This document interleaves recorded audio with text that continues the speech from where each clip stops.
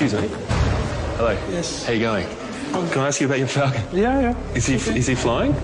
Yeah, of course it's flying. No, I mean like on the plane. No. Yeah, with us on the plane. Where are you going? To Morocco. Yeah.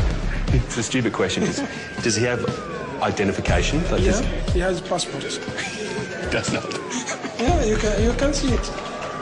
It's this one. Can I have a look? Wow, Falcon passport.